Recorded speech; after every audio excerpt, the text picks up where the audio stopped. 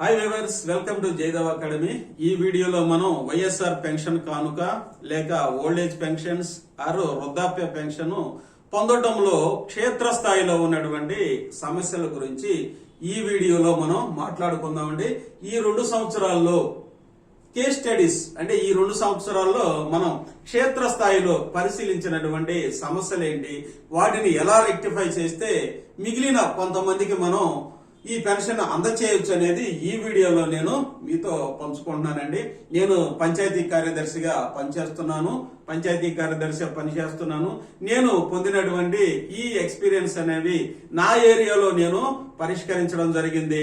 అయితే ఇవి కూడా మీకు ఈ వీడియో ద్వారా షేర్ చేయడం వల్ల మరికొంత పేదవారికి మనం సహాయం చేసిన వాళ్ళు అవుతాం. కాబట్టి మీరు కూడా ఈ వీడియో చూసి అవి ఎలా రెక్టిఫై చేయొచ్చు, మీ ఏరియాలో ఉన్నటువంటి పేదవారికి, వయోవృద్ధులకి లేకపోతే నిరక్షరాస్యులకి హెల్ప్ చేసి గ్రామంలో ఉన్నటువంటి గ్రామ సచివాలయం అవ్వచ్చు, పట్టణాల్లో ఉన్నటువంటి పట్టణ లేకపోతే వార్డు సచివాలయంకి వారిని తీసుకొచ్చి ఈ ప్రాబ్లం ని క్షేత్రస్థాయిలో పరిశీలించి మిగిలిన ఉన్న కొద్ది మందికి కూడా ఈ పెన్షన్ ని అడ్మినిస్ట్రేటివ్ ప్రాబ్లమ్స్ అంటే పరిపాలన విధమైనటువంటి ఈ యొక్క సమస్యల నుంచి వాళ్ళని బయటపడేయటం ద్వారా వారికి మరో పెన్షన్ అయితే అందజేయొచ్చండి.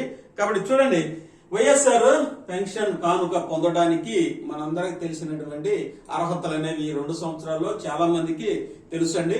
వాటి గురించి నేను ఎక్కువ మాట్లాడను. అనర్హతకి కారణమైనటువంటి అంశాలు ఏంటి, వాటిని ఎలా మనం ఫీల్డ్ స్థాయిలో అంటే క్షేత్ర స్థాయిలో రెక్టిఫై చేస్తే వారికి పెన్షన్ ఎలా పొందొచ్చు అనేది ఈ వీడియోలో మనం చూద్దామండి. మొట్టమొదటిసారిగా చూసినట్లయితే పెన్షన్ పొందడానికి అర్హత ఏంటంటే 60 ఇయర్స్ అనేది మనకి తెలుసు అండి. అట్లానే ఇది అదర్స్ కి, అలాగే ఎస్సీ ఎస్టీలకు వచ్చేసరికి 50 ఇయర్స్, ఎస్టీలకి మాత్రమే 50 ఇయర్స్ అండి. 50 ఇయర్స్ ఇవ్వడం ప్రభుత్వం కల్పించినటువంటి ఇదండి. ఇదైతే ఆధార్ కార్డు అప్లోడ్ చేయటం ద్వారా వీరి యొక్క వయసు అనేది నిర్ణయించడం జరుగుతుంది. అయితే కొంతమంది ఏం చేశారంటే ఈ 60 ఇయర్స్ రాని వాళ్ళు లేదా 50 ఇయర్స్ రాని వాళ్ళు ఏజ్ ని పెంచుకోవడం అనేది జరిగిందండి. ఏజ్ ని ఇంక్రీజ్ చేయడం అనేది జరిగింది. అయితే అది సిస్టమ్ లో అంటే కంప్యూటర్ లో కూడా చూపించడం ద్వారా వాళ్ళు ఈ సందర్భంలో అనర్హత అనేది కోల్పోయారు. అంటే అనర్హత అంటే ఏంటి, ఇప్పుడు 58 సంవత్సరాలు ఉన్నటువంటి వ్యక్తి 60 సంవత్సరాలకి మార్పించుకున్నప్పుడు ఆటోమేటిక్ అది కంప్యూటర్ లో చూపెడుతుంది. కాబట్టి ఇక్కడ వయసు రీత్యా వీళ్ళు అనర్హత అనేది ఇక్కడ స్పష్టంగా తెలుస్తుంది. అట్లానే 48 సంవత్సరాలు ఉన్నటువంటి వ్యక్తి 50 సంవత్సరాలకి మార్చుకోవడం ద్వారా కూడా వీళ్ళొక అర్హత అంటే ఈ 2 ఇయర్స్ కి అర్హత అనేది కోల్పోవడం అనేది జరుగుతుందండి. ఈ 58 అనే వాళ్ళు 60 ఇయర్స్ వచ్చిన దాకా వాళ్ళ యొక్క పెన్షన్ అనేది అలాగే ప్రస్తుతం అయితే హోల్డింగ్ లో ఉంటుంది. ఈ వయసు రీత్యా అయితే మార్పించడం అనేది చేయకూడదు. మొట్టమొదటిసారి ఏమైతే ఆధార్ కార్డులో డేట్ ఆఫ్ బర్త్ అనేది ఉందో ఆ డేట్ ఆఫ్ బర్త్ కంప్యూటర్ అనేది తీసుకోవడం జరుగుతుంది. ఇది మనకు తెలిసినటువంటి అంశమే. అయితే పెన్షన్ ఇవ్వటానికి రాష్ట్ర ప్రభుత్వం పెన్షన్ ఇవ్వడానికి ఒక క్రైటీరియా, ఒక షరత్ అనేది ఏర్పాటు చేసింది. అంటే ఆ షరతుల్లో కొన్ని ప్రాబ్లమ్స్ అయితే రావడం అనేది ఈ 2 సంవత్సరాల్లో క్షేత్రస్థాయిలో అయితే యాజ్ ఏ పంచాయతీ సెక్రటరీగా నేను పరిశీలించాను. ఆ అంశాలు మీతో మాట్లాడటం ద్వారా మనం క్షేత్రస్థాయిలో రెక్టిఫై చేసి ఇంకా ఎంతో కొంతమంది మిగిలింటారు వారికి కూడా మనం నిజమైనటువంటి జెన్యూన్ ఉన్నటువంటి లబ్ధిదారుల్ని ఎంపిక చేయడానికి ఇవి సహాయపడుతుందండి. చూడండి, మనం చూసినట్లయితే ఇప్పటి వరకు 6 స్టెప్ వ్యాలిడేషన్ అనే దాని ద్వారా పెన్షన్స్ అనేవి పైవారికి మనం పరిశీలనార్థం పంపడం జరుగుతుంది. వీటిల్లో గనక వీళ్ళు అర్హత సాధించినప్పుడు మాత్రమే వీరికి పెన్షన్ అనేది ప్రభుత్వం అనేది ఇస్తుంది. అయితే ఈ 6 స్టెప్ వ్యాలిడేషన్ ముందు వీళ్ళు సంవత్సరానికి అంటే 6 నెలకి 10,000 రూపాయలు ఆదాయం కంటే ఎక్కువ ఉండకూడదు. 10,000 రూపాయలు. అట్లానే పట్టణంలో వచ్చేసరికి 12,000 రూపాయల కంటే ఎక్కువ ఆదాయం అనేది ఉండకూడదు. టోటల్ గా గ్రామ స్థాయిలో వచ్చేసరికి 1,20,000 రూపాయలు సంవత్సర ఆదాయము, 1,20,000 అట్లనే పట్టణ స్థాయిలో వచ్చేసరికి ఈ ప్రకారంగా 1,44,000 రూపాయలు అనేది వీళ్ళ యొక్క ఇన్కమ్ అనేది ఈ తక్కువగా ఉండాలి. వీరిద్దరూ ఈ రెండు కండిషన్స్ లో తక్కువగా ఉండాలి. తర్వాత ఈ 6 స్టెప్ వాలిడేషన్ లో కనుక చూసినట్లయితే ఇక్కడ మనం మేజర్ అంశాలు అనేవి ఒక నిరుపేదలు ఆరు ఒక ఆదాయం లేనటువంటి వ్యక్తుల వాళ్ళ యొక్క డేటాలో కొంతమంది వాళ్ళ యొక్క ఆధార్ కార్డులు అనేవి అనుకోకుండా మల్టిపుల్ కనెక్షన్స్ అనేవి ఇతని యొక్క ఆధార్ కార్డు పోయి వేరే ఒకరి యొక్క ఆధార్ కార్డుకి లింక్ అప్ అవడం వల్ల ఒక వ్యక్తి యొక్క ఆధార్ కార్డు ఇంకొక వ్యక్తి ఆధార్ కార్డుకి లింక్ అప్ అవడం వల్ల ఇతనుకున్న ఆదాయ వనరులు కూడా ఈ నిరుపేద యొక్క ఆదాయ వనరులుగా చూపించడం అనేది జరగడం ద్వారా ఇక్కడ జరిగినటువంటి పెన్షన్ రాకపోవడానికి ప్రధాన కారణం అనేది అయిందనమాట. చూడండి ఇక్కడ ఈ 6 స్టెప్ వాలిడేషన్ చూసినట్లయితే ఇవన్నీ మనం స్పష్టంగా మాట్లాడుకుందామండి. చూడండి మనం ఫస్ట్ గా చూసినట్లయితే ఈ యొక్క 6 స్టెప్ వాలిడేషన్ లో మొట్టమొదటిసారిగా ల్యాండ్ గురించి చెప్పుకోవచ్చు. ల్యాండ్ అంటే గ్రామ స్థాయిలో భూమి అనేది ఉంటుంది. ప్రతి వారికి ఎంతో కొంత భూమి ఉంటుంది. కొంతమందికి అయితే అసలు భూమి ఉండకపోవచ్చు. వాళ్ళైతే నిజంగా లబ్ధిదారులు. అయితే భూమి అనేది ఇక్కడ ఒక లిమిట్ అనేది రాష్ట్ర ప్రభుత్వం పెట్టడం జరిగిందండి. ఇక్కడ భూమిని కనుక చూసినట్లయితే 3 ఎకరాలేమో వెట్ మాగాని అలాగే 7 ఎకరాలు డ్రై అంటే మెట్ట పొలము కంటే ఎక్కువ ఉండకూడదు. అంటే ఈ రెండు కలిపి టోటల్ గా 3 + 7 10 ఎకరాలు మాత్రమే ఉండాలి. అయితే కొంతమంది అడిగేది ఏంటి, సార్ 10 ఎకరాలు ఉన్నాయి మాకు అయినా పెన్షన్ రాలేదని కొంతమంది అడుగుతారండి. ఇదైతే కరెక్ట్ గా ఇలా ఉంటేనే పెన్షన్ వచ్చింది. కొంతమందికి వచ్చేసరికి 4 ఎకరాలు మాగాని 6 ఎకరాలు మెట్టా ఉండేసి టోటల్ గా 10 ఎకరాలు ఉంది మాకు ఇవ్వచ్చు కదా అంటారు. అయితే ఈ కండిషన్ అనేది ఇక్కడ రాష్ట్ర ప్రభుత్వం షరతు పెట్టిందండి. 3 ఎకరాలు మాత్రమే మెట్ట ఉండాలి. 7 ఎకరాల లోపు 3 ఎకరాలు మాత్రమే మాగాని ఉండాలి. 7 ఎకరాల లోపు మెట్ట ఉండాలని పెట్టారు. ఇక్కడ 4 ఎకరాలు ఉంది కాబట్టి ఆటోమేటిక్ గా ఈ కండిషన్ ఫుల్ఫిల్ కాదు కాబట్టి 10 ఎకరాలు ఉన్నప్పటికీ ఇక్కడైతే అతనికి పెన్షన్ అనేది రాదు. ఇంకా ఇది జనరల్ గా మనకు తెలిసినటువంటి కండిషన్. అయితే ఇక్కడ కొంతమంది ఏం చేస్తున్నారంటే ఇక్కడ జరిగేటటువంటి చిన్న తప్పిదాల వల్ల క్లరికల్ మిస్టేక్స్ వల్ల ఆఫీసుల్లో చిన్న చిన్న తప్పులు క్లరికల్ మిస్టేక్స్ జరగడం వల్ల నిజమైనటువంటి నిరుపేదలకు కూడా కొన్ని సందర్భాల్లో పెన్షన్ కి అర్హత సాధించలేకపోవడం అనేది మనం ఈ 2 సంవత్సరాల నుంచి అనుభవాల ద్వారా తెలుసుకోవడం జరిగింది. అట్లనే రెక్టిఫై చేయడం కూడా జరిగింది. నేను పంచాయతీ కార్యదర్శిగా ఉన్నప్పుడు ఒక నిరుపేద ఒక గుడిసెలో ఉన్నటువంటి వ్యక్తి 2-3 సంవత్సరాల నుంచి అతనికి పెన్షన్ అనేది రావటంలా ఎందుకు పెన్షన్ రావటం లేదు అని పరిశీలిస్తే అతనికి ఏ విధమైనటువంటి పొలము ల్యాండ్ అనేది లేదండి.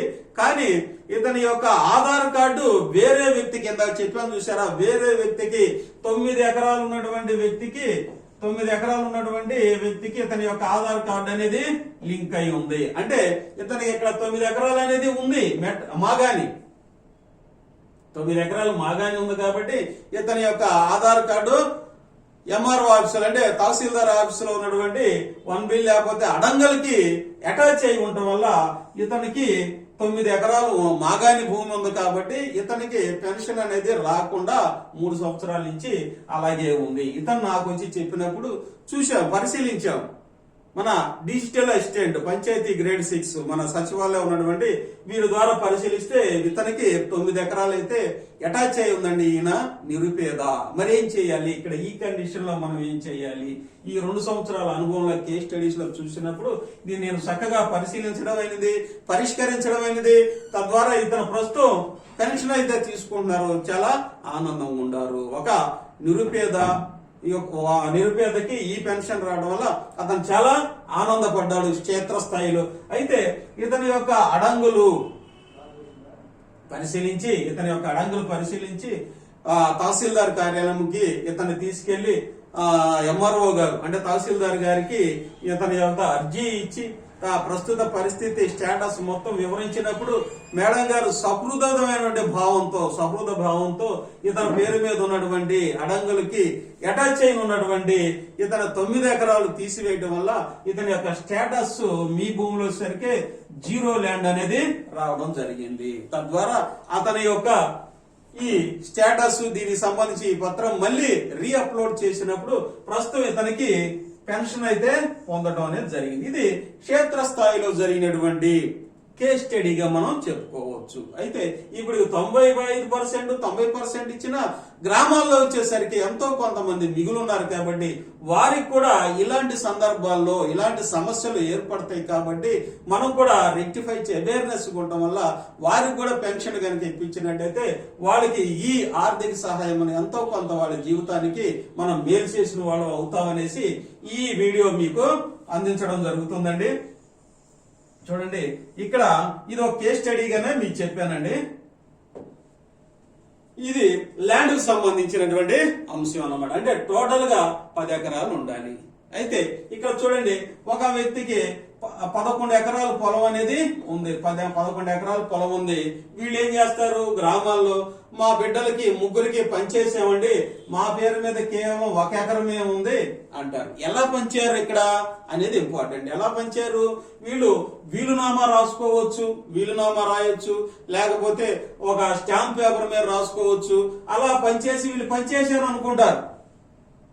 కానీ అది అడంగల్లో లేకపోతే రెవెన్యూ రికార్డ్స్ వచ్చేసరికి ఈ 11 ఎకరాలు వాళ్ళ పేరు మీదే ఉంటుంది. ఎందుకంటే ప్రాపర్ గా వీళ్ళు డిస్ట్రిబ్యూట్ చేయకపోవడం, అంటే ప్రాపర్ గా వీళ్ళు మిగతా వాళ్ళకి పంచకపోవడం. ఎలా అంటే రిజిస్ట్రేషన్ చేయకుండా, రిజిస్ట్రేషన్ అనేది చేయలేదు. వీళ్ళు రిజిస్ట్రేషన్ చేయనప్పుడు ఆటోమేటిక్ గా రెవెన్యూ రికార్డ్స్ వచ్చేసరికి 11 ఎకరాలు వీళ్ళ పేరు మీదే ఉంటుంది. వీళ్ళు పనిచేసాం, వీలునామా ఇచ్చేసాం కదా, లేకపోతే మనం స్టాంప్ పేపర్ మీద రాసి ఇచ్చేసాం కదా, ఇంకా మనకెందుకు, మన పేరు మీద ఒక ఎకరమే ఉంది కదా అనుకుంటారు. కాదు, ఇక్కడ వచ్చేసరికి ఈ 10 ఎకరాలు వాళ్ళ పిల్లలకి రిజిస్ట్రేషన్ చేసి రెవెన్యూ రికార్డ్స్ లో కూడా వీళ్ళ పేరు మీద లేకుండా ఆ యొక్క మండల రెవెన్యూ ఆఫీస్కి వెళ్ళేసి అక్కడ ఉన్న అడంగులో కూడా మార్పించుకొని ఈ 1 ఎకరం వాళ్ళ పేరు మీద ఉన్నప్పుడు మాత్రమే వీళ్ళకి పెన్షన్ అనేది ఎలిజిబిలిటీ అనేది ఉంటుంది. అదొక కండిషన్, అదొక సందర్భం అండి. ఇట్లా చాలా మంది తెలియక మా పెన్షన్ రావట్లేదు అనుకుంటారు. అయితే ఒక సందర్భంలో మేము చూసింది ఏంటంటే 3 ఎకరాల 5 సెంటు అనేది ఒక వ్యక్తికి ఉందండి. వాళ్ళు మా పెన్షన్ రాలేదు అంటున్నారు. మాగానిలో 3 ఎకరాల 5 సెంటు ఉంది. 5 సెంటు మాత్రమే ఎక్కువ ఉంది. అయినా కంప్యూటర్ అనేది 1 సెంటు ఉన్నా కానీ, ఫ్రాక్షన్ ఉన్నా కానీ కంప్యూటర్ అక్కడ తీసుకోదు. వీళ్ళు మాకు 3 ఎకరాలేగా ఉంది, మాకు రావచ్చు 5 సెంటుది ఏముంది అనుకున్నారు. కానీ ఈ 5 సెంటు కూడా అక్కడ కంప్యూటర్ అనేది తీసుకోదు. ఈ 5 సెంటు కూడా వీళ్ళు తొలగించుకోవాల్సి ఉంటుంది. తొలగించుకోవాలంటే ఇక ఇనెలిజిబుల్ అన్నమాట. ఇది ఎవరైనా వాళ్ళ పిల్లలకి వారసత్వంగా అందించడము, లేకపోతే వాళ్ళు ఈ 3 ఎకరాల లోపు ఉన్నప్పుడు మాత్రమే కంప్యూటర్ అనేది ఇక్కడ తీసుకుని వీళ్ళకి ల్యాండ్ ఇష్యూలో క్లియరెన్స్ అనేది ఇవ్వడం జరుగుతుంది. ఇవన్నీ క్షేత్రస్థాయిలో ఉన్నటువంటి కేస్ స్టడీ అంశాలుగా మనం చెప్పవచ్చు అన్నమాట. ఒక్క ల్యాండ్ విషయంలో చూసినట్లయితే ఇక్కడ రెమెడీస్ కూడా మనం మాట్లాడుకుంటున్నామండి. ఇవన్నీ పెన్షన్ రాకపోవడానికి కారణాలండి. దాని పెన్షన్ మనం ఎట్లా పొందాలి అనడానికి మనం ఏం చేయాలంటే, ఈ ల్యాండ్ ఏవైతే ఉందో 3 ఎకరాలు మాగాని, 7 ఎకరాలు మెట్టని వాళ్ళ పేరు మీద ఈ లోపే ఉండేటట్టుగా వాళ్ళ వారసులకి బదిలీ చేయడం అంటే అక్కడ ప్రాపర్ గా బదిలీ చేయాలండి. అంటే రిజిస్ట్రేషన్ చేసి రెవెన్యూ రికార్డ్స్ లో, ఎంఆర్ఓ ఆఫీస్ లో ఉన్న రెవెన్యూ రికార్డ్స్ లో అవి ఈ పొలాలు వాళ్ళ పేరు మీద లేకుండా చూసుకున్నప్పుడు మీ భూమిలో వాళ్ళ యొక్క పొలం 10 ఎకరాల లోపే, 3 ఎకరాలు మాగాని 7 ఎకరాలు మెట్టలోపు ఉన్నప్పుడు మాత్రమే వీళ్ళు ఎలిజిబుల్. ఇంకా రెండో సందర్భంలో నిరుపేదలకు వచ్చేసరికి వాళ్ళ ఆధార్ కార్డు అనేది మల్టిపుల్ కనెక్షన్ అన్నమాట. వాళ్ళకి తెలియకుండానే వేరే వాళ్ళకి కనెక్ట్ అయి ఉండటం వల్ల వాళ్ళ యొక్క పొలాలు వీళ్ళ జాబితాలో, వీళ్ళ యొక్క డేటాలో ఉండటం వల్ల ఇనెలిజిబుల్ అనేది అవడం జరుగుతుంది. ఇది కూడా ఎంఆర్ఓ ఆఫీసు, తహసీల్దార్ గారికి దరఖాస్తు చేసుకుని అర్జీ పెట్టుకొని వాళ్ళకి స్టేటస్ లో జీరో ల్యాండ్ ఉండేది చూసుకున్నప్పుడు ఆటోమేటిక్ గా పెన్షన్ కి వీళ్ళు ల్యాండ్ ఇష్యూలో వీళ్ళు ఎలిజిబుల్ అనేది అవడానికి అవకాశం ఉంది. ఇది ల్యాండ్ కి సంబంధించినటువంటి 6 స్టెప్ వాలిడేషన్ లో ఒక పాయింట్ మనం చెప్పుకుంది ల్యాండ్. ఇంకా రెండో అంశంగా చూసుకున్నట్లయితే కరెంట్ అంశాలండి. ఇది ల్యాండ్ చెప్పుకున్నామండి. రెండోది కరెంటు కూడా ఇప్పుడు 2 ఇయర్స్ కాబట్టి మీకు తెలుసు ఎంత అంటే 300 యూనిట్స్ కంటే తక్కువ ఉంటేనే ఇతను పెన్షన్ కి ఎలిజిబిలిటీ ఉన్నారు అనేది మన అందరికి తెలుసు. కానీ మన క్షేత్రస్థాయిలో పరిశీలన కొద్ది మందికి ఈ కరెంట్ బిల్స్ అనేవి ఎక్కువ వస్తాయి. పోయి సబ్ ఇంజనీర్ ని లేకపోతే ఎలక్ట్రికల్ ఇంజనీర్ ని అడిగినా మీకు 300 కంటే ఎక్కువ ఉన్నాయండి అనేసి అయినా చెప్పడం అనేది జరిగింది. ఎందుకు అలా ఎక్కువ ఉన్నాయి? వీళ్ళు వాడేది 1-2 బల్బులు ఫ్యాను అంటే ఎక్కువ తిరగదు. కానీ వీళ్ళకి పెన్షన్ అనేది కేవలం కరెంటు వల్లనే, వీరికి కరెంట్ మీటర్ వల్లనే ఎక్కువ వినియోగం 300 యూనిట్లు దాటిని కాబట్టి వీళ్ళకి పెన్షన్ అనేది రాకపోవడం జరుగుతుందనేది ఇక్కడ అంశం. ఎందుకని మనం స్పష్టంగా పరిశీలించినట్లయితే ఇందాక చెప్పుకున్న మల్టిపుల్ కనెక్షన్ వీరికి తెలియకుండా వీరి ఆధార్ కార్డులు అనేవి గతంలో వేరే వాళ్ళకి వీరది ఒకటి ఇంకొకరికి కనెక్ట్ అయి ఉంటుంది. టోటల్ గా వచ్చేసరికి ఇక్కడ 3 కనెక్షన్లు ఉంటే 3 వినియోగించినటువంటి ఆ కరెంట్ బిల్ అనేది 300 యూనిట్ల కంటే ఎక్కువ పెరిగి ఉంటుంది. కానీ ఇక్కడ ఉన్నటువంటి ఈ వ్యక్తికి ఆ కరెంట్ బిల్లు తనకు 300 కంటే తక్కువే వచ్చింది అనుకుంటాడు. కానీ మిగతా ఈ ఇద్దరు వినియోగించేటువంటి ఈ కరెంట్ బిల్లు కూడా ఈ ఆధార్ కార్డుకే లింక్ అప్ అయి ఉండటం వల్ల ఈ కరెంట్ బిల్ అనేది కరెంటు రీడింగ్ అనేది ఎక్సీడ్ అవటం వల్ల 300 యూనిట్లు అనేవి ఎక్సీడ్ అవటం వల్ల వీరు అర్హత అనేది కోల్పోవడం అనేది జరిగింది. అలాంటి కొద్ది మంది ఉన్నప్పుడు వీరిని పరిశీలించి ఎవరెవరికైతే వీళ్ళ యొక్క ఆధార్ కార్డు రెమెడీస్ ఇక్కడ మనం చెప్పుకుంటాం, రెమెడీస్ ఎలా వీళ్ళని రెక్టిఫై చేయాలి అనేది మీకు నేను తెలియజేస్తున్నానండి. నా అనుభవాల దృష్ట్యా నేను పంచాయతీ కార్యదర్శిని కాబట్టి ఇవన్నీ రెక్టిఫై చేసుకుంటా ఈ పెన్షన్లు మరికొద్ది మందికి అందించడం అనేది జరిగిందండి. ఆ కరెంటు బిల్ అనేది తీసుకొని మనం రెమెడీస్ అనేది అక్కడ ఉన్నటువంటి సబ్ ఇంజనీర్ ఇంజనీర్ గాని చూసిన వాళ్ళని మనం వెళ్ళి వాళ్ళని కలిసినప్పుడు వాళ్ళతో మాట్లాడితే ఈ ఆధార్ కార్డుకి ఎన్ని కనెక్షన్స్ లింక్ అయి ఉండేవి వాళ్ళు మనకి ఇవ్వడం జరుగుతుంది. ఇతను కాల్చేది ఉన్నటువంటి ఈ యొక్క కనెక్షన్ తీసేసి ఈ 2-3 కనెక్షన్ ఉన్న వాళ్ళే ఆటోమేటిక్ గా తొలగించడం ద్వారా వాళ్ళకి చెప్పి మీ కరెంట్ మీటర్ కి మా ఆధార్ కార్డు కనెక్ట్ అయింది కాబట్టి తొలగించమనేసి వాళ్ళకి చెప్పడం ఒకటి. ఇంకోటి ఏంటంటే ఇంజనీర్ ఏఈ గారికి, అసిస్టెంట్ ఇంజనీర్ గారు లేకపోతే సబ్ ఇంజనీర్ గారికి అర్జీ పెట్టి ఈ మిగతా 2-3 ఉన్నటువంటి ఇతనికి సంబంధం లేనటువంటి కరెంట్ కనెక్షన్స్ తీసేసినప్పుడు ఇతని యొక్క వినియోగం అనేది ఆటోమేటిక్ గా 300 కంటే తక్కువే వస్తుంది. కాబట్టి కంప్యూటర్లు అయితే తీసుకోవడానికి అవకాశం ఉంది. ఇది క్షేత్రస్థాయిలో ఈ పెన్షన్ వచ్చిన దగ్గర నుంచి మేము పరిశీలించినటువంటి అంశం. తద్వారా మీకు కూడా ఇది అందజేస్తున్నామండి. ఇవి మీ ఏరియాలో అవేర్నెస్ చేసి ఈ యొక్క నిరక్షరాస్యులైతేమి, వయోవృద్ధులైతేమి, లేకపోతే పేదవారు వాళ్ళు రాలేరు, వాళ్ళకి తెలియదు మీరు పక్కనే ఉంటారు కాబట్టి వాళ్ళు చక్కగా అవేర్నెస్ చేయండి. అట్లనే చూడండి ఈ 2 మేజర్ స్టెప్స్ అవుతాయండి. ఇక మూడోది కానీ చూస్తే 4 వీలర్ అంటే 4 చక్రాల బండి. 4 చక్రాల బండి అంటే కారు అనేది లగ్జరీస్ కి విలాసవంతానికి ఒక సింబల్ గా చూస్తాం కాబట్టి కారు ఉన్న వాళ్ళు ఆటోమేటిక్ గా ధనవంతులు కాబట్టి వాళ్ళకి పెన్షన్ అవసరం లేదనేసి ప్రభుత్వం నిర్ణయించి వారిని ఈ పెన్షన్ నుంచి వారికి మినహాయింపు అయితే ఇచ్చింది. 4 వీలర్ ఉన్నవాళ్ళు, కారు ఉన్నవాళ్ళు ఈ పెన్షన్ అయితే పొందడానికి అనర్హులు అనేసి చెప్పడం జరిగింది. కానీ ఎవరు అర్హులు? మరి 4 వీలర్ ఉన్నప్పటికీ కొంతమందికి మినహాయింపు ఎగ్జామ్షన్ అనేది ఇవ్వడం జరిగింది. ఎవరు? జీవనభృతి కోసము అంటే ప్రతిరోజు పని చేసుకొని ఆహారం సంపాదించుకునే వారి కోసము ఈ ఎగ్జామ్షన్ మినహాయింపు అయితే ఇచ్చింది. ఎవరాళ్ళు? టాక్సీస్ నడుపుతా ఉంటారు. టాక్సీస్ అంటే అద్దె కార్లు అనమాట. అద్దెకి మన రైల్వే స్టేషన్ లో, బస్ స్టాండ్ లోనో లేకపోతే సిటీలోనో ట్యాక్సీస్ అని నడుపుకొని జీవన వృత్తి పొందుతారు. అది విలాసవంతమైనటువంటి పని కాదు కాబట్టి అలాంటి వారికి. రెండోది ట్రాక్టర్స్, లోన్ల మీద ట్రాక్టర్స్ తీసుకుంటారు. ఇదేంటి, వ్యవసాయ రంగంలో వారు జీవన వృత్తి కోసం ట్రాక్టర్లు తీసుకొని లోన్లు కట్టుకుంటా వీళ్ళు జీవన వృత్తికి ఇది నడుపుకుంటా ఉంటారు. మనం ప్రతినిత్యం చూసినట్టయితే ఆటోలు కూడా నడుపుకుంటా ఉన్నారు. నిరుద్యోగ యువత ఆటోలు నడుపుకుంటారు. ఈ మూడు కూడా విలాసవంతమనటానికి సింబల్ కాదు. ఇవి కష్టపడి పనిచేసి తమ కుటుంబాన్ని పోషించుకునేటువంటి అంశాలు ఇందులో ఉన్నాయి. కాబట్టి వీరికైతే 4 వీలర్ ఉన్నప్పటికీ వీరు there are eligible for YSR pension గా వీరికైతే ఎగ్జామ్షన్ అయితే ఇవ్వడం జరిగింది. అయితే ఇక్కడ కూడా ఇంకోటి ఉందండి. ఏంటంటే ఈ 4 వీలర్స్ అనుకోకుండా కొంతమందికి 4 వీలర్స్ వచ్చేసి ఆధార్ కార్డులు లింక్ అవుతా ఉంటాయి. వేరే వాళ్ళు వచ్చి వీళ్ళ ఆధార్ కార్డుకి లింక్ అవుతా ఉండేది, వీళ్ళకి తెలీదు. అయితే వీళ్ళు డేటా చూపినప్పుడు అప్లోడ్ చేస్తున్నప్పుడు పెన్షన్ కి ఈ ఆధార్ కార్డు వీళ్ళది వేరే వాళ్ళకి కనెక్ట్ అవ్వడం వల్ల వీళ్ళు పెన్షన్ కి అర్హత అనేది కోల్పోతున్నారు.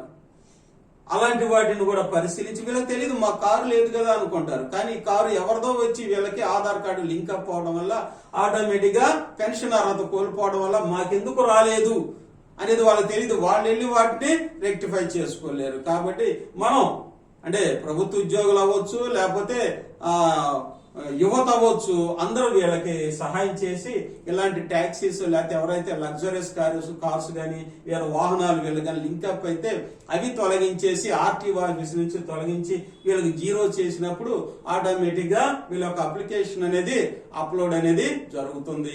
వీళ్ళకి పెన్షన్ రావడానికి మనందరం సహాయం చేయొచ్చు. ఇవి క్షేత్రస్థాయిలో మనం పరిశీలించినటువంటి అంశంగా చెప్పొచ్చు. ఇది 4 వీలర్స్. అలాగే నెక్స్ట్ గా చూసినట్లయితే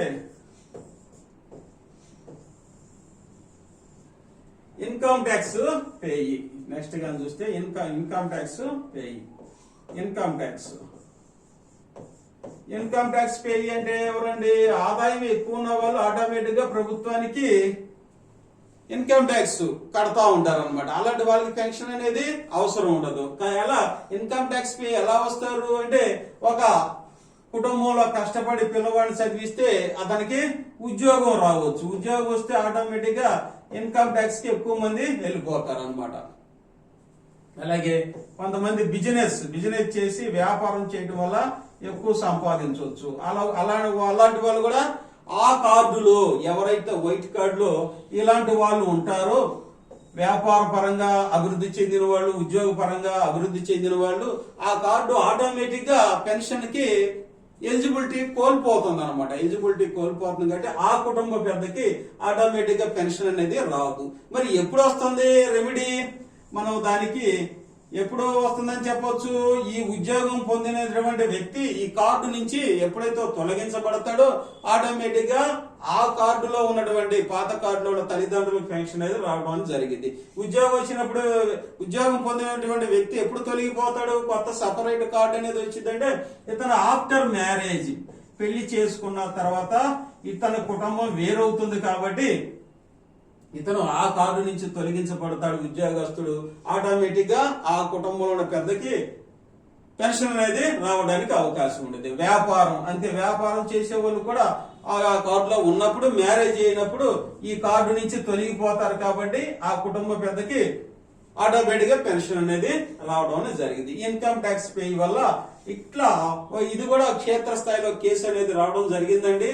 మా అబ్బాయికి ఉద్యోగం ఉందండి, మరి మాకు ఏమి లేదు, జీవన వృత్తి ఏమి లేదు, మేము పేదవాళ్ళం, మా అబ్బాయికి ఉద్యోగం ఉంటే మాకెందుకు రాదండి అని వచ్చి అడిగారు. అమ్మా, ఆ కార్డులో అందరూ కలిసి ఉన్నారు, ఆ కార్డును స్ప్లిట్ చేయించుకొని మీ అబ్బాయి మ్యారేజ్ అయిపోయిన తర్వాత ఆ కార్డు స్ప్లిట్ చేయించుకొని మీ కార్డు తెచ్చుకుంటే ఆటోమేటిక్ గా మీ పెన్షన్ అనేది రావడం అనేది జరిగింది అనేసి చెప్పడం కూడా జరిగిందండి.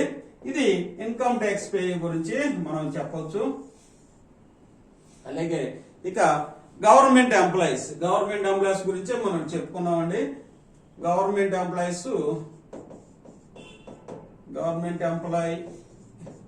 ఈ గవర్నమెంట్ ఎంప్లాయీ కాకుండా మళ్ళీ గవర్నమెంట్ పెన్షనర్స్ ఉంటారు. అంటే ఉద్యోగం చేసి వీళ్ళు రిటైర్ అయిన వాళ్ళు పెన్షనర్స్ అంటారని తెలుసు అండి. ఆల్రెడీ గవర్నమెంట్ ఎంప్లాయీస్ అనుకుంటే వీళ్ళ యొక్క జీతభత్యాలు ఎక్కువ ఉంటాయి కాబట్టి వీళ్ళు ఇన్కమ్ ట్యాక్స్ పరిధిలోకి వస్తారు కాబట్టి గవర్నమెంట్ ఎంప్లాయీ ఉన్నప్పటికీ పెన్షన్ రాదండి. అట్లానే ఈ పెన్షనర్స్ ఉన్నప్పటికీ వృద్ధాప్య పెన్షన్ అనేది రాదు. వీళ్ళకు కూడా ఎక్కువ ఆదాయం ఉంటుంది కాబట్టి ఇది కూడా ఒక క్రైటీరియా. అయితే గవర్నమెంట్ ఎంప్లాయీస్ ఆటోమేటిక్ గా తొలగిపోతారు కాబట్టి వచ్చే అవకాశం ఉండేది. అయితే కుటుంబంలో పెన్షన్ ఉన్నటువంటి వ్యక్తికి ఎక్కువ పెన్షన్ కనుక వస్తే ఆటోమేటిక్ గా ఇన్కమ్ ట్యాక్స్ పరిధి దాటిపోతారు కాబట్టి వీళ్ళు కూడా ఆదాయం అనేది దాటిపోయింది కానీ సంవత్సర ఆదాయం కాబట్టి వీళ్ళు కూడా ఇనెలిజిబిలిటీ గా పరిగణించవచ్చు. ఇక లాస్ట్ వన్ కనుక చూసినట్లయితే పట్టణ ప్రాంతాల్లో 1000 చదరపు అడుగుల ప్రదేశంలో నిర్మాణం గనక ఉన్నట్లయితే వీళ్ళు కూడా ఆటోమేటిక్ గా పెన్షన్ యొక్క అర్హతని కోల్పోతారు. 1000 చదరపు అడుగులు స్క్వేర్ ఫీట్ ఉంటే వీళ్ళు కూడా అర్హతను కోల్పోతారని చెప్పొచ్చు. ఇవన్నీ 6 స్టెప్ వ్యాలిడేషన్ గా చెప్పొచ్చు అండి. ఈ 6 స్టెప్ వ్యాలిడేషన్ లో అంటే ఇక్కడ మనం 6 అంశాల గురించి మాట్లాడుకున్నాం కాబట్టి దీన్ని 6 స్టెప్ వ్యాలిడేషన్ అంటారు. ఒకటి ల్యాండ్ అనుకున్నాం, రెండోది కరెంట్ అనుకున్నాం, మూడోది గవర్నమెంట్ ఎంప్లాయీస్, నాలుగోది ఇన్కమ్ ట్యాక్స్ పేయీస్, ఐదోది 4 వీలర్స్, ఆరోది 1000 ఫీట్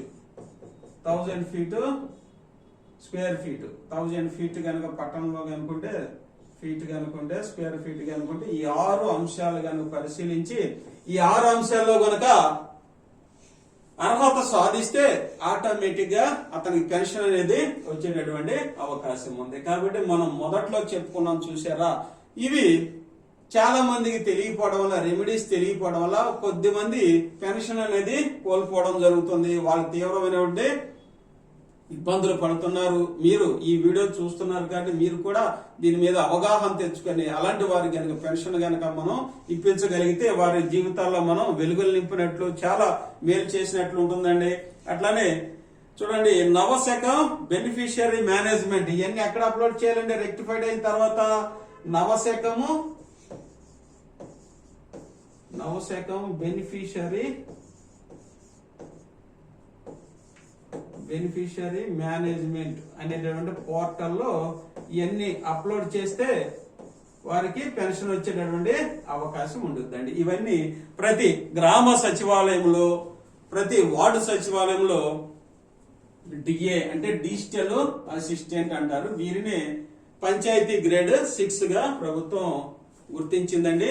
వీరే ఇందులో ఈ డేటా మొత్తం మనం చెప్పుకున్నటువంటి రెక్టిఫైడ్ అండ్ రెమిడిఫైడ్ అంటే ఏదైతే మనం పరిష్కరించినటువంటి ఈ డేటా మొత్తం ఇందులో అప్లోడ్ చేస్తే ఆటోమేటిక్ గా ఎలా అప్లోడ్ చేస్తారు? నవశకం బెనిఫిషియరీ మేనేజ్మెంట్ ద్వారా అప్లై చేస్తారు.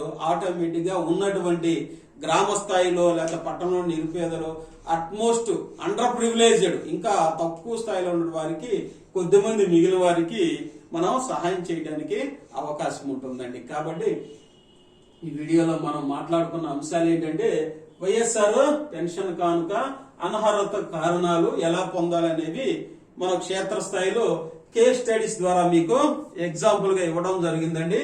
కాబట్టి మీరు కూడా మీ యొక్క ప్రదేశాల్లో ఇలా చేయండి. అలాగే చూసినట్లయితే వైఎస్ఆర్ పింఛన్ కానుక అనేది ప్రభుత్వం ఇచ్చినటువంటి బ్రోచర్ అండి. ఇక్కడ కూడా కొన్ని అంశాలు అయితే ఇవ్వడం జరిగింది. ఇదిగోండి, అర్హతలు అనేవి ఇవ్వడం జరిగింది.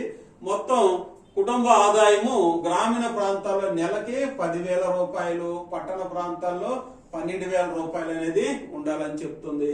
అట్లానే 3 ఎకరాల మాగాని, 10 ఎకరాల మెట్ట మొత్తం కలిపితే 10 ఎకరాలకి మించకూడదని చెప్తున్నారు. అంటే కుటుంబం మొత్తానికి 4 చక్రాల వాహనం ఉండరాదు. అయితే ట్యాక్సీ, ట్రాక్టర్, ఆటోలు ఉన్నవారు మినహాయింపు. కుటుంబంలో ఏ ఒక్కరు ప్రభుత్వ ఉద్యోగి పింఛన్దారై ఉండరాదు. అట్లనే 300 యూనిట్లకు హౌస్, అట్లనే 1000 చదరపు అడుగులు. ఇంకా చెప్పాలంటే ఆదాయ పన్ను కుటుంబంలో ఏ ఒక్కరు ఆదాయ పన్ను చెల్లించే పరిధిలో ఉండకూడదు అని చెప్తున్నారండి. అయితే ఇంకోటి ఏంటంటే ఇక్కడ సాధారణంగా ఒక కుటుంబానికి ఒక పింఛన్ వేస్తారు. 40% పైన మరియు ఆ పైన అంగవైకల్యం కలవారు మరియు దీర్ఘకాలిక వ్యాధిగ్రస్తులకు మినహాయింపు ఉంది. అంటే ఒక కార్డుకి ఒక పెన్షన్ ఇస్తారు. అయితే ఇక్కడ చెప్పేది ఏంటంటే 40% పైన డిజేబిలిటీ గనక ఉంటే వారికి రెండో పెన్షన్ కూడా ఆ కుటుంబంలో ఇవ్వడం జరిగింది. ఇది మనం పెన్షన్ గురించి చెప్పాం. ఇక్కడైతే చాలా రకాల పెన్షన్స్ అయితే ఇవ్వడం జరిగింది. అది మీకు నెక్స్ట్ వీడియోలో నేను ఎక్స్ప్లెయిన్ చేస్తానండి. మనం చెప్పుకునేది ఏంటంటే వృద్ధాప్య పెన్షన్ 2250 మనకు మొదట్లో స్టార్ట్ చేసినప్పుడు అది 60 సంవత్సరాలు వయసు అని చెప్పుకోవడం జరిగింది క్రైటీరియా. అట్లనే ఎస్టీలకి 50 సంవత్సరాలు క్రైటీరియా చెప్పడం జరిగింది. రెండోది వితంతు పెన్షన్, వికలాంగుల పెన్షన్, చేనేత కార్మికులు, కళ్ళు గీత కార్మికులు, ఇవన్నీ కేస్ స్టడీస్ విషయంలో కేస్ స్టడీస్ గా మీకు నెక్స్ట్ వీడియోలో మీకు నేను మంచి చక్కగా ఎగ్జాంపుల్స్ సహా మీకు ఎక్స్ప్లెయిన్ చేయగలనని తెలియజేస్తున్నానండి. ఇంతవరకు ఈ వీడియో చూసినందుకు మీకు ధన్యవాదాలు తెలియజేస్తానండి. వీలైతే సబ్స్క్రైబ్ చేయండి, మీ ఫ్రెండ్స్ కూడా షేర్ చేయటం వల్ల మరికొంతమందికి మనం మేలు చేసిన అవకాశం అయితే మనకు దక్కుతుందండి. మీ ఫ్రెండ్స్ కూడా షేర్ చేస్తారని మరియు సబ్స్క్రైబ్ చేస్తారనేసి లైక్ చేస్తారనేసి మరొకసారి మీకు విన్నవిస్తూ ఈ వీడియో చూసినందుకు మీ అందరికీ ధన్యవాదాలు తెలియజేస్తున్నాను. థ్యాంక్ యూ అనండి.